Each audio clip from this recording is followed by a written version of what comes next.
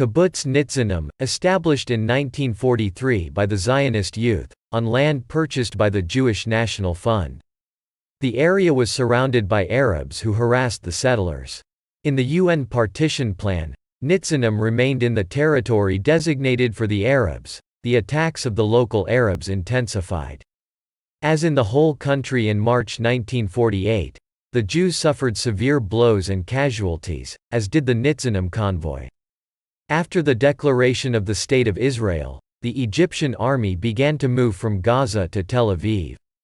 The Egyptians were stopped for 5 days by Yad Mordecai. The children of Nitzanim and some of the women were evacuated in Operation Baby and housed in Kfar Shmaryahu. The Egyptian army reached the Ad Halam bridge in Ashdod, or as it was called at the time, Maidal. After stopping there, the Egyptians began to attack Nitzanim. For about a week, Nitzanim was bombed. As part of Operation Palestine in order to stop the Egyptian army, the Givati Brigade and the Negev Brigade tried to attack but failed. On the morning of June 7, 1948, the Egyptians began the Great Battle of Nitzanim. Land and air bombs and waves of infantry attacks aided by light armor. The defenders were hit and could not stop the attackers. Many were killed and wounded and the ammunition ran out.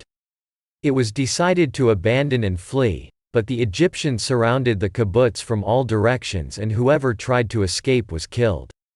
Having no choice, after 10 hours of fighting the defenders surrendered. The Egyptians killed 3 of the surrendors. In the battle, 33 fighters from Givati and members of the kibbutz were killed, 106 were taken prisoner.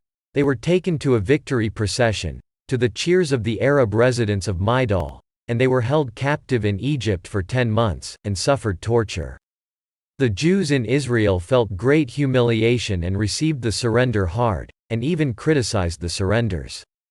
After their return from captivity they were not welcomed. The fighters and the other members of Kibbutz Nitzanim asked for their honor. A committee was formed to clear their name, and the public began to appreciate their heroism.